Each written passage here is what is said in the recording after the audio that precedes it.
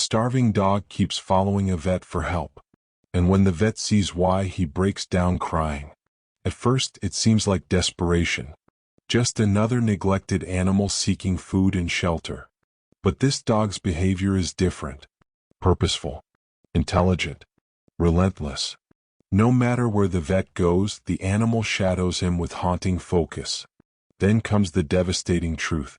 A fabricated identity. A criminal empire built on suffering.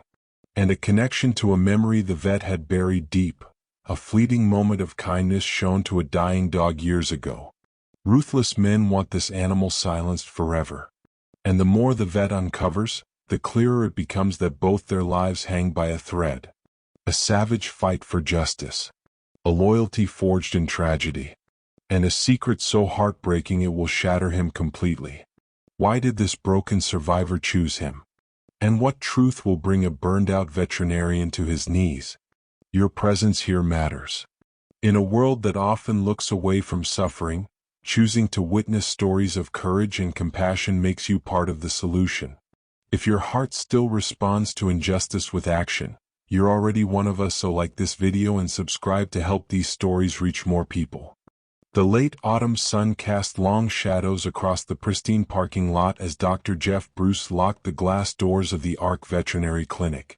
The modern sign gleamed with professional polish, its LED lighting a stark contrast to the gathering dusk.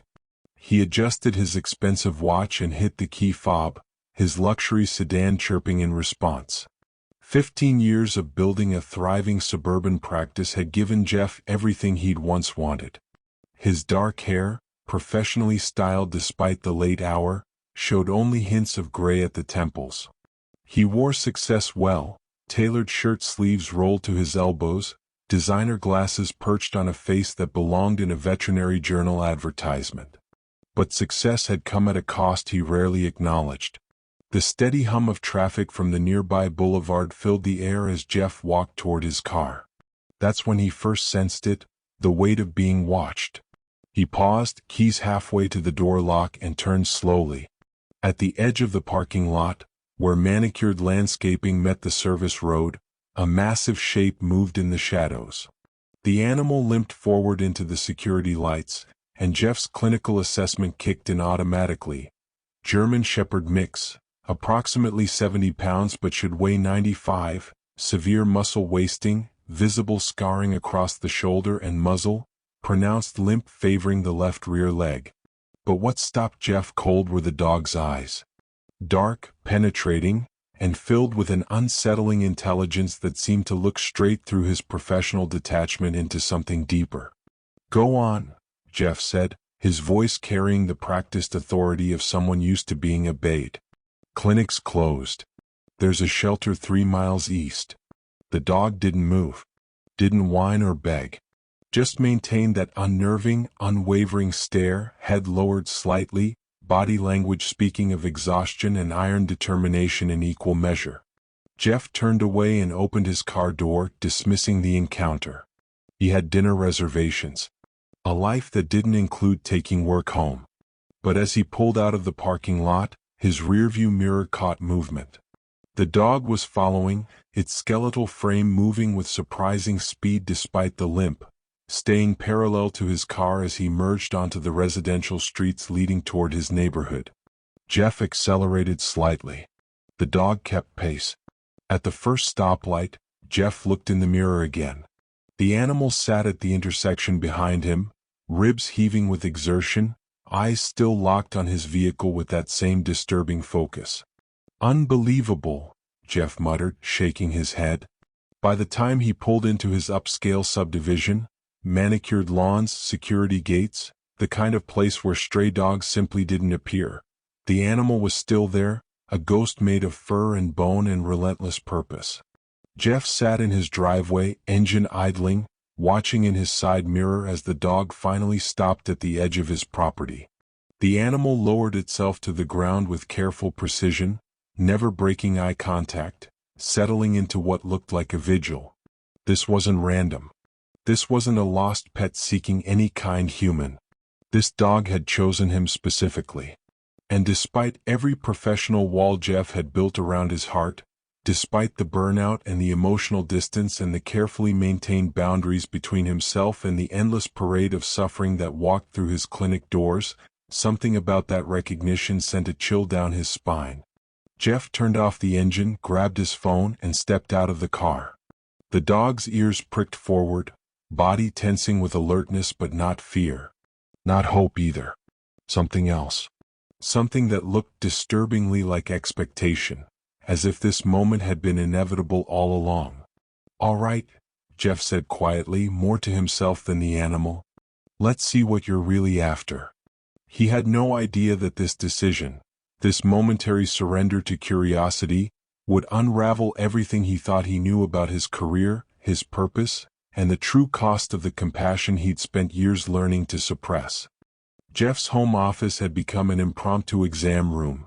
The dog sprawled across the leather couch with an almost eerie patience. Under the bright desk lamp, the full extent of the animal's condition became impossible to ignore. Jeff's fingers traced the raised tissue of old scars, some surgical, others distinctly not. Burns, puncture wounds that spoke of teeth and violence. The kind of damage that accumulated over years, not months. "Easy," Jeff murmured, more from habit than compassion as he palpated the dog's ribs. The animal's eyes tracked his every movement, but the body remained utterly still, as if it understood the examination was necessary. Professional. A means to an end. Jeff had seen neglect before. This was something else. This was systematic brutalization survived through sheer will. The microchip scanner beeped, and Jeff's tablet screen flickered to life with the registration data. He frowned immediately. The dates were wrong, the registration suspiciously recent for a dog this age, the listed owner information a generic LLC buried in legal jargon. Every instinct he'd developed over 15 years screamed fabrication. "Maria," he said into his phone, keeping his voice low despite being alone with the dog. "I need you to look something up. Now." "Jeff, it's almost midnight," his clinic assistant's voice came through groggy but sharpening quickly. Maria Sanchez had worked with him long enough to recognize when his tone shifted from annoyed to concerned. "I know. I'm sorry. But I need you to trace a registration. Microchip number 7734 Alpha 692. He read off the string of characters, watching the dog's ears swivel toward the sound of his voice. Keys clattered in the background. Maria's home office coming to life. "Okay, pulling it up. Registration shows GenCorp Holdings LLC. That's a shell company if I ever saw one. Want me to dig deeper? Please." More typing. A long pause. "Jeff." Maria's voice had gone flat, the tone she used when she'd found something she didn't want to have found. The IP address used for this registration traces back to a law firm downtown. Thorne Vickery and Associates. That's Silas Thorne's firm. Jeff's hand stilled on the dog's shoulder. Everyone in their suburb knew that name, even if only in whispers. Real estate developer, political donor, the kind of wealthy figure whose influence extended into places most people preferred not to think about. Jeff, why would someone like Thorne care about a stray dog? That was the question, wasn't it? Jeff looked down at the animal, really looked this time, past the starvation and scars to the intelligence burning in those dark eyes. The dog hadn't taken its gaze off him since settling onto the couch. Wasn't sleeping despite obvious exhaustion. Wasn't begging for food despite clear hunger. Just watching. Waiting. "Maria, I don't think this is a stray," Jeff said slowly. "I think this dog was sent." "Sent?" "Jeff, that's. Look at him. He followed me specifically. Tracked my car for 3 miles through traffic. This isn't random behavior." Jeff stood, pacing, the pieces beginning to form a pattern he didn't yet understand but could feel taking shape. "This dog has a mission. And whoever sent him wanted to make damn sure I was the one who found him." The dog's tail moved once, a single deliberate thump against the leather. "What do we do?" Maria asked quietly. Jeff looked at the name on his screen. Silas Thorne. A man whose reputation was built on power, control, and making problems disappear. We find out what he's running from, Jeff said, and why he chose me to run to. Jeff had crafted the email carefully, professionally neutral, sent to the general counsel address listed on Thorne, Vickery and Associates' website. A simple inquiry about a microchipped animal that had appeared at his clinic, requesting clarification on ownership and veterinary history. He'd hit send at 7 that morning, expecting the usual bureaucratic delay of days, maybe weeks. Silas Thorne walked through the Ark's front door at 9:15. Maria's face went pale behind the reception desk as the man entered, not with the hesitant shuffle of a pet owner but with the stride of someone accustomed to owning every room he entered. He was tall, broad-shouldered beneath an immaculate charcoal suit, his silver hair swept back from a face that managed to be both handsome and predatory. Two men in dark clothing flanked him, security or lawyers or something worse. "Dr. Bruce," Thorne said, his voice carrying the cultured smoothness of old money and Ivy League education. "I believe you have something that belongs to me." Jeff emerged from the examination room, forcing his expression into professional courtesy despite the alarm bells screaming in his head. "Mr. Thorne, I wasn't expecting. Where is my property?" Thorne's tone didn't rise, didn't need to. The temperature in the waiting room seemed to drop 10 degrees. "If you're referring to the dog I contacted your firm about, he's being held for observation due to his medical condition. Standard protocol for animals showing signs of—" "I didn't ask for a veterinary lecture." Thorne moved closer, and Jeff caught the scent of expensive cologne mixed with something sharper. Aggression barely leashed. "That animal is registered to one of my holdings. You will return it immediately, or we will have a very different conversation about your business practices here." Maria stood, her hand hovering near the phone. "Sir, you can't just—" Thorne's gaze flicked to her, dismissive and cold. "Miss Sanchez, isn't it? I know your work visa status. It would be unfortunate if complications arose." He turned back to Jeff. "Dr. Bruce, I've built a career on knowing exactly how much pressure to apply and where. Your clinic operates on a conditional use permit in a residential zone. Your state veterinary license requires annual review. Your malpractice insurance is through Clearwater Group, a company in which I hold significant interest." Jeff felt the blood drain from his face. This wasn't a bluff. Thorne had researched him, dissected his professional life, identified every vulnerable point in the time it took to drive from his office downtown. "I could have you shut down by next week," Thorne continued, his voice never rising above conversational. "Animal endangerment. Improper documentation. The state board would have no choice but to investigate, and investigations have a way of finding problems, Dr. Bruce, whether they existed before or not." The door to the recovery area creaked. The dog, Sentinel, stood in the doorway, hackles raised, a low growl rumbling from his chest. The sound was primal, full of recognition and rage. Thorne's composure cracked for just a moment, something dark flashing across his face. "That animal is dangerous. For everyone's safety." "No." Jeff surprised himself with the firmness of the word. Maria's sharp intake of breath told him she heard it too. The line being drawn. "Excuse me? This dog stays in my care until I'm satisfied with his medical condition and until proper ownership is legally established." Jeff's heart hammered but his voice held steady. "If you want to pursue legal action, Mr. Thorne, I suggest you contact your attorneys. The ones you were supposed to send in the first place." Thorne's smile was a dangerous thing. "You're making a mistake, Doctor. One I promise you'll regret." The door closed behind him with terrible finality, leaving only the echo of a threat that felt less like a warning and more like a declaration of war. The clinic's fluorescent lights hummed in the stillness of midnight as Jeff spread another stack of documents across the reception desk. Maria sat across from him, her laptop screen casting a pale glow on her tired face, 3 empty coffee cups forming a small skyline beside her keyboard. "This can't be right," she muttered, scrolling through a database of import violations. Look at this.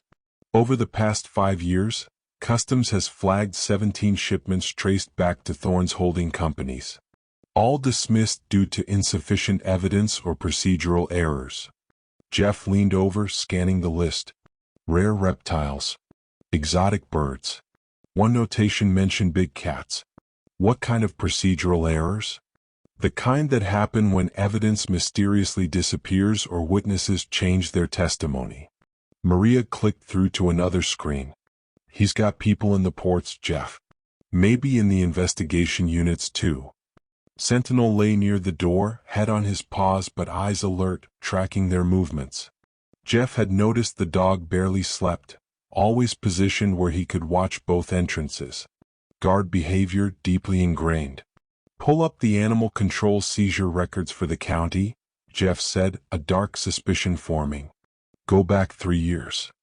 Maria's fingers flew across the keys. What am I looking for? Large breed dogs. German shepherds, Rottweilers, anything that could be used for security or... Jeff didn't finish the thought, didn't want to. The search results populated slowly. 37 dogs seized in various raids and investigations. Maria filtered by breed, then by physical condition reports. Her hand went to her mouth. Oh God. Jeff moved behind her, reading over her shoulder. The descriptions were horrifyingly similar. Extensive scarring. Signs of organized fighting.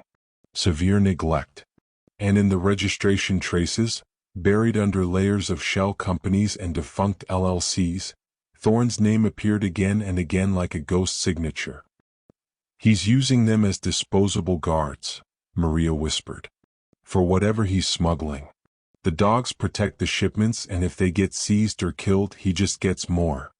Jeff thought of Sentinel's scars, the burns and puncture wounds, the way the dog had recognized Thorne with pure hatred. It's worse than that. Look at the lineage reports. Maria pulled up the genetic databases veterinarians used to track breeding lines. The pattern emerged like a criminal family tree. The seized dogs weren't random acquisitions. They were systematically bred, trained, and deployed. When they outlived their usefulness or became liabilities, they simply disappeared from the records. 7 dogs from the same breeding line as Sentinel, Maria read aloud, her voice hollow. All registered to Thorne's companies. All seized in connection with smuggling operations. All euthanized within 48 hours of seizure due to aggressive behavior. Jeff's hands clenched. They weren't aggressive. They were evidence. And someone made sure they couldn't testify. Jeff. Maria turned in her chair, her face pale. If this is what we think it is, if Thorne is running an international smuggling ring using fighting dogs as expendable security, and if Sentinel is the one dog that got away, then Thorne can't afford to let him be examined, Jeff finished. Any decent vet would recognize training scars, by patterns consistent with organized fighting, chemical burns from forced compliance. He looked at Sentinel, seeing the dog with new eyes. He's not just evidence. He's a witness. Sentinel's tail thumped once against the floor, those intelligent eyes holding Jeff's gaze with something that looked disturbingly like confirmation. Maria closed her laptop slowly. What do? We document everything, Jeff said, his voice hardening with resolve. Every scar, every old injury, every piece of evidence written into this dog's body. And then we make sure someone who can't be bought actually sees it. Outside, a car drove slowly past the clinic, its headlights lingering too long on the windows before disappearing into the darkness.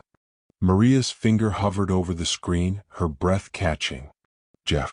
There's one more registration linked to Sentinel's microchip batch. A companion entry. Same breeding line registered 3 days before his. Pull it up, Jeff said, moving closer. The record loaded with agonizing slowness. Female. German Shepherd mix. Registration name, Echo. Status, deceased. Something cold unfurled in Jeff's chest. The name triggered a memory he'd buried, one of hundreds of cases he'd trained himself not to dwell on. What's the date of death? 2 years ago. October 15th. Maria scrolled down. Previous seizure record shows? Jeff, she was brought to the Arkansas. You treated her. The memory surfaced like something drowning finally breaking through water. A female dog, heavily pregnant, her body a map of abuse. She'd been seized in a raid, brought to his clinic by animal control in the middle of the night. He'd worked on her for 3 hours, stabilizing her, his hands gentle in a way he rarely allowed himself to be anymore. She'd looked at him with those same intelligent eyes, full of pain and something else. Gratitude maybe. Trust. She had puppies, Jeff whispered, the details flooding back. 5 of them. Too early, too small, but they were breathing. I stayed with her all night. Talked to her. Told her she was safe. Jeff. Maria's voice was thick. Thorne's lawyers reclaimed her 48 hours later. Filed an emergency motion, claimed she was stolen property, provided documentation that looked legitimate enough that the judge had no choice. She died in their custody. It wasn't a question. Jeff felt the weight of it settling into his bones. Officially ruled as complications from birth. But there's a veterinary examiner's note here, flagged but never investigated. Signs of forced separation from her litter. Severe stress trauma. The examiner suspected. They killed her, Jeff said flatly. Or let her die. Same thing. Sentinel rose from his position by the door, moving with that deliberate purpose, and placed his head against Jeff's leg. The touch was gentle, almost human in its intention. Comfort or confirmation, Jeff couldn't tell which. He knelt slowly, looking into the dog's eyes, really seeing them now. The same eyes that had watched him from the shadows, that had followed his car with relentless determination, that had refused to break contact from the moment they'd met. You were there, Jeff breathed. When I treated her. You were one of the puppies. Or worse. The timing, the breeding records, the way Sentinel had reacted to Thorne with such personal hatred.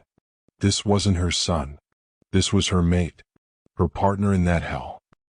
He was looking for you, Maria said softly. Not any vet. You specifically. Because you were kind to her. You were the one person who showed her mercy. The professional walls Jeff had spent 15 years constructing crumbled. He saw it all with brutal clarity. Echo dying in some warehouse or transport cage, and Sentinel watching, helpless. The desperate escape, the impossible journey, driven by instinct or memory or something deeper than either. This starving, scarred dog had survived Thorne's empire, had tracked Jeff across the city, had chosen him not randomly but with devastating purpose. You came to the only person who tried to save her, Jeff whispered, his voice breaking. I'm the last good thing you remember. Sentinel pressed closer, a low whine escaping, and Jeff's vision blurred. The tears came suddenly, violently, years of suppressed grief and compassion pouring out. He wrapped his arms around the dog's skeletal frame, feeling every bone, every scar, every mile of suffering that had led to this moment. I'm sorry, he sobbed into Sentinel's fur. I'm so sorry I couldn't save her. But I swear to God I'll save you. Behind them, Maria quietly wiped her own eyes, standing guard at the window, watching for headlights that would inevitably come. Maria found the meat first, 3 chunks of premium steak scattered near the back fence of the clinic's exercise yard. She'd come in early, habit from years of opening the practice, and something about their placement felt wrong. Too deliberate. Too perfect. Don't touch it, Jeff said sharply, pulling on latex gloves. Under the morning light, he could see the faint discoloration, the chemical sheen that didn't belong. He bagged the evidence with shaking hands, thinking of Sentinel nosing around that same yard just hours ago. Strychnine probably. Maybe worse. The security footage showed nothing. Whoever had come had known exactly where the cameras pointed and where they didn't. Professional. Thorough. A message written in poison. Nowhere was safe. Jeff had moved Sentinel into his car by noon, unable to leave the dog alone at the clinic even with Maria watching. They were driving to the county animal control office, where Jeff hoped to find an inspector who couldn't be bought, when the black SUV appeared in his rearview mirror. It followed too close, too aggressive, matching his turns with precision that set every nerve on edge. Jeff accelerated onto the highway on-ramp, weaving through traffic, but the SUV stayed locked on his bumper like a predator. Sentinel growled low from the back seat, sensing the danger before Jeff fully processed it. "It's okay, boy," Jeff lied, his knuckles white on the steering wheel. "We're just going to." The impact came from the side, a second vehicle materializing from the merge lane and slamming into his passenger door with calculated force. Jeff's sedan spun, tires screaming, the world tilting as they left the road and plunged down the embankment. Metal shrieked. Glass exploded. The airbag detonated into his face with stunning force. Time fractured. Jeff tasted blood, heard ringing, felt hands grabbing at his door. Through blurred vision, he saw two men in dark clothing, their faces covered, moving with military efficiency. One yanked open his door while the other moved toward the back where Sentinel. The growl that erupted from the back seat wasn't canine.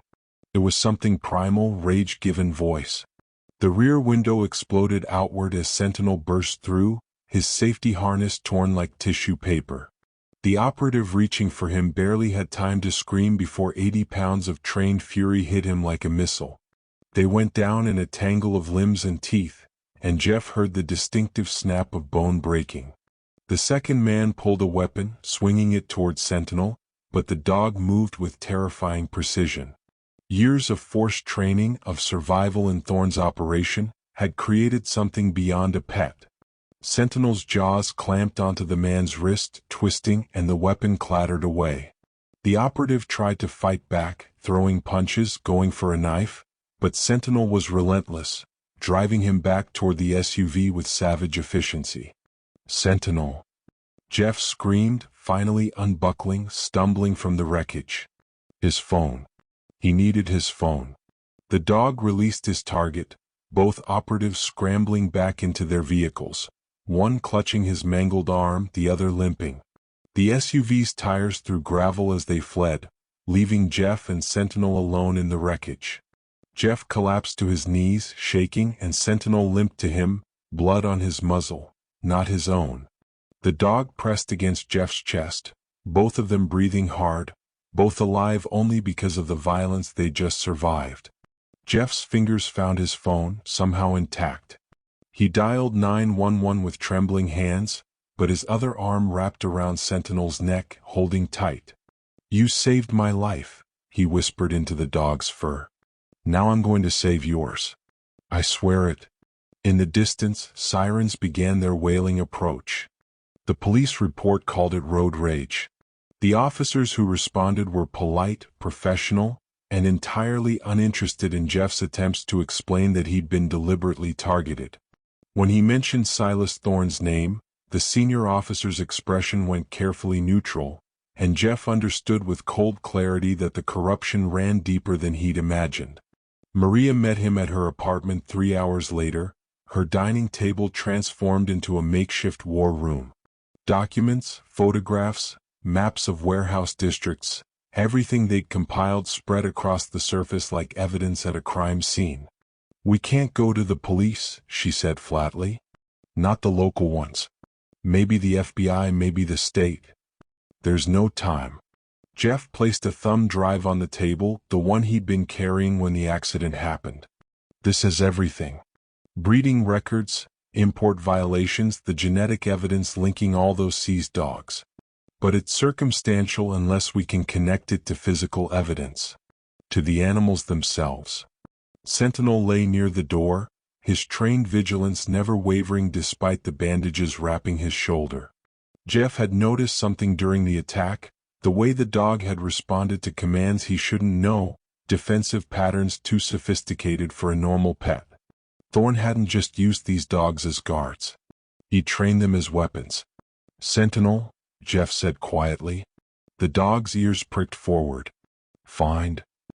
He held out a piece of fabric they'd recovered from the attempted poisoning, still carrying the scent of whoever had planted it. Sentinel moved to it, nostrils flaring, then moved to the window with purpose, staring out at the city as if he could track the scent across miles. His body language shifted, recognizing something, remembering. "He knows where they operate," Maria breathed. "Jeff, he's been inside Thorne's facilities." The break came 2 days later from an unexpected source.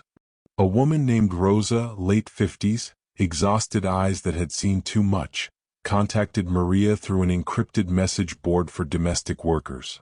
She cleaned Thorne's storage facility twice a week, had for 3 years, and the sound she heard through the walls had finally broken something inside her. They met in a diner 40 miles outside the city, Rosa's hands shaking as she slid a hand-drawn map across the table. "Wednesday nights," she whispered. "That's when they move the shipments. Everything gets loaded between midnight and 4 a.m. The animals, they're only there for maybe 72 hours before transport. If you're going to do something, it has to be this Wednesday." "How many guards?" Jeff asked. "For maybe 5. But they rotate and there are cameras everywhere." Rosa's eyes filled with tears. "There are tigers in there, doctor. Baby primates. Things I don't even have names for. And the dogs, they keep them in the back, and the sounds they make." She couldn't finish. Maria reached across the table, squeezing the woman's hand. "You're doing the right thing." "Am I?" Rosa looked between them. "Because Thorne, he finds out I talk to you, my family." "He won't," Jeff said with more confidence than he felt. "We're going to end this. Wednesday night." Back at Maria's apartment, they spread Rosa's map beside the official property records. The facility was a repurposed warehouse in the industrial district, legally registered as cold storage for a seafood import company. Perfect cover. Isolated location. Minimal foot traffic. "This is insane," Maria said, but she was already marking entry points, calculating timing. "We're not law enforcement. We're not even investigators. We're a veterinarian and a clinic assistant planning to break into a facility run by one of the most dangerous men in the city." Jeff looked at Sentinel, thinking of Echo, of all the dogs who died as disposable evidence, of the animals suffering behind those warehouse walls right now. "Then we'd better make sure we don't fail," he said. Maria's call came at 9 p.m., 3 hours before their planned operation, her voice tight with panic. "Jeff, Rosa just texted. Something spooked Thorne. They're moving everything tonight. Right now." Jeff was already grabbing his keys, Sentinel rising instantly at his side. "How long do we have?" "She says the trucks are scheduled for 11. That's it. That's all the time we have." The drive to the warehouse district took 23 minutes that felt like hours. Jeff's van, loaded with bolt cutters, crowbars, and every tool they could think of, wove through traffic while Maria coordinated from her phone, pulling up building schematics, calling in anonymous tips to every animal welfare organization she could find. "They won't get there in time," Jeff said grimly. "I know. But maybe they'll get there before Thorne can disappear the evidence." The warehouse loomed against the night sky, a sprawling concrete monolith surrounded by chain-link fencing. 2 trucks were already backed up to the loading bay, their engines rumbling. Men moved in and out, carrying crates, their movements efficient and rushed. "Side entrance," Maria pointed. Rosa said there's a service door, code is 4792. They parked 2 blocks away and approached on foot, staying in the shadows. Sentinel moved like a ghost beside them, his training evident in every silent step. At the service door, Jeff's hands shook as he punched in the code. The lock clicked open. The smell hit them first. Animal waste, fear, chemical disinfectant trying to mask suffering.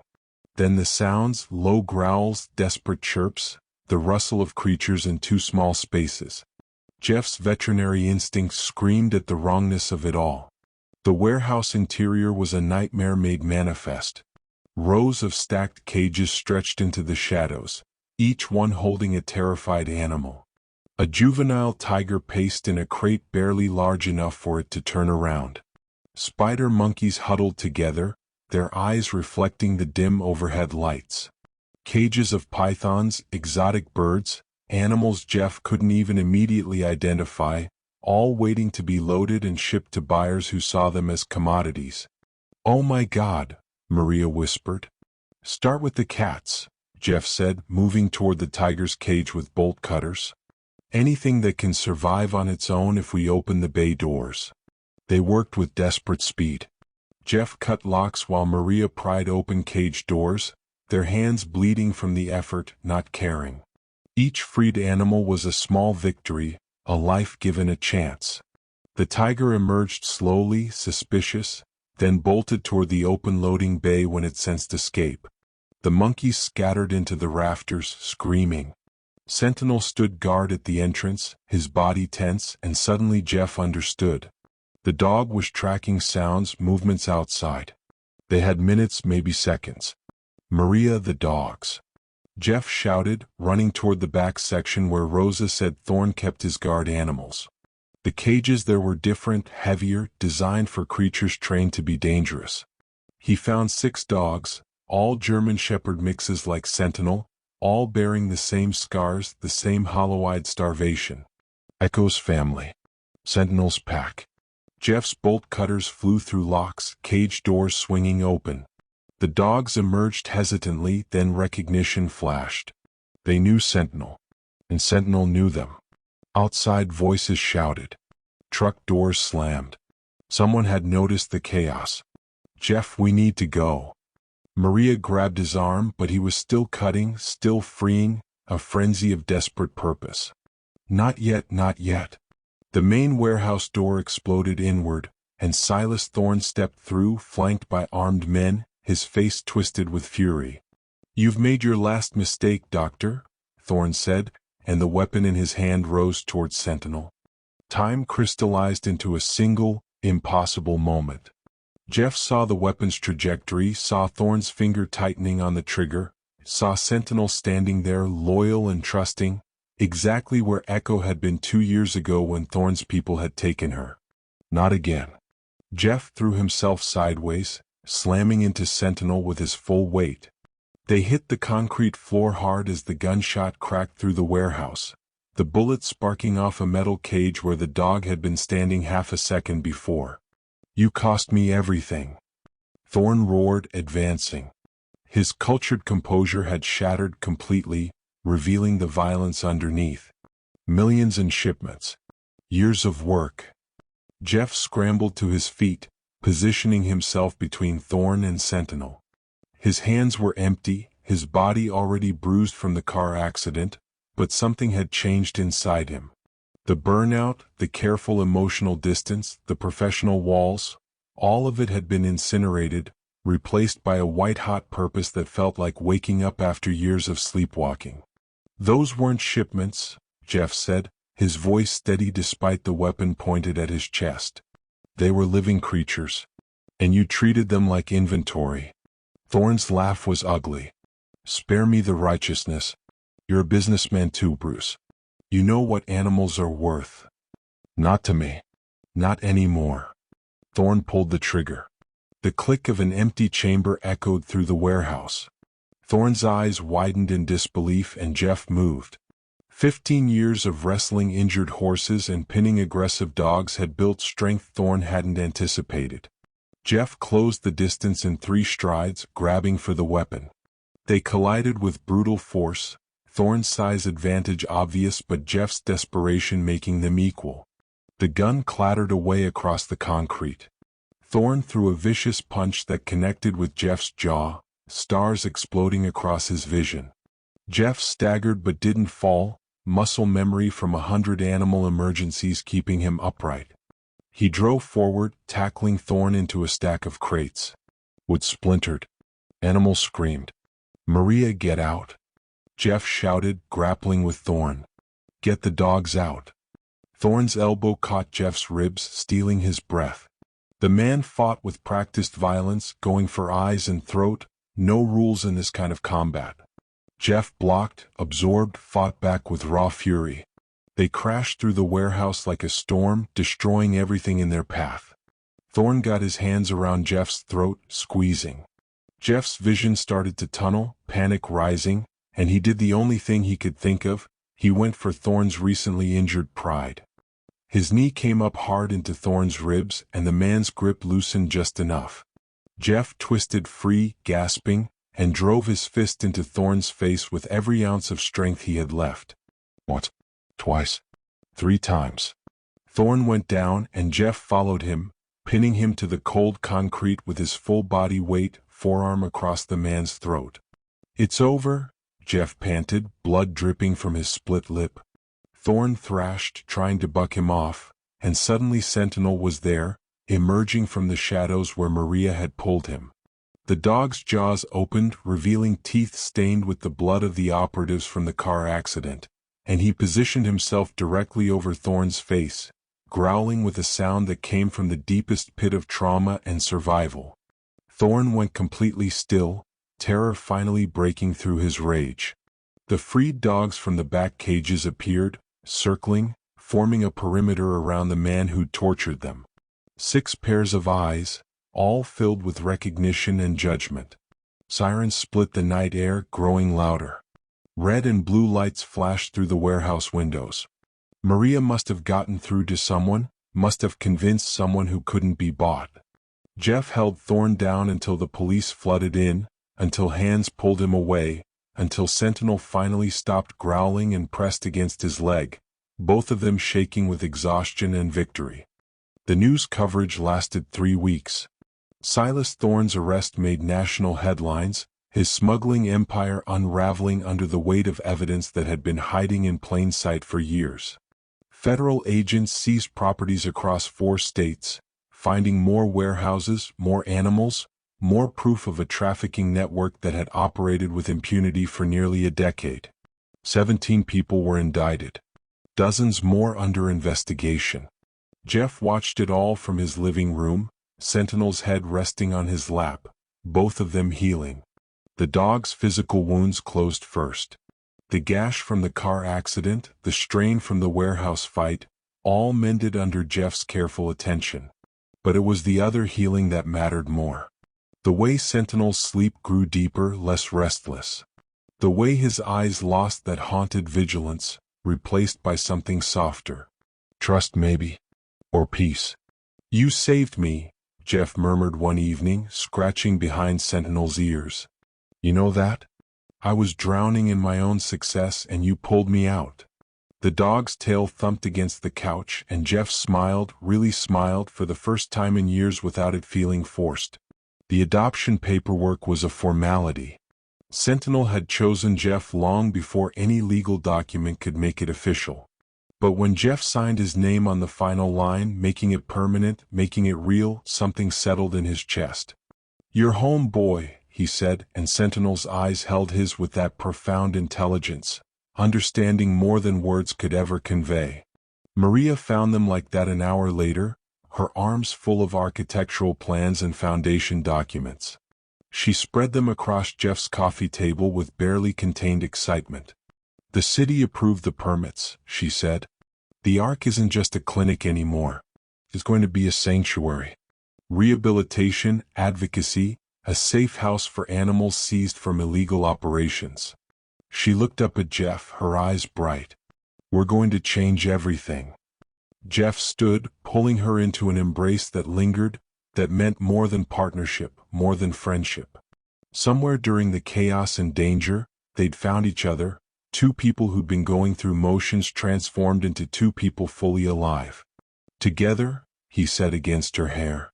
"Together," she agreed. The months that followed were a blur of purpose. The Ark Veterinary Clinic became the Echo Foundation, named for the dog whose death had sparked everything. Jeff's expensive equipment stayed, but the sterile atmosphere disappeared, replaced by warmth and mission. They hired staff who cared more about compassion than profit, partnered with enforcement agencies who'd learned from Thorne's corruption, built networks with sanctuaries across the country. Jeff worked longer hours than he had before, but he never felt tired. Every animal they saved, every case they took on, It all meant something now. The burnout that had hollowed him out had been filled with purpose so profound it felt like being reborn. On the Foundation's official opening day, Jeff stood in the renovated clinic with Maria at his side and Sentinel at his feet. Rescued animals filled the recovery rooms, each one a small victory, each one a promise kept. He looked down at Sentinel, at the scars that would never fully fade, at the strength that had survived unspeakable cruelty, at the loyalty that had dragged a starving dog across a city to find the one person who'd shown his family kindness. Jeff didn't see a case anymore. Didn't see an animal or a patient or even just a dog. He saw a mirror.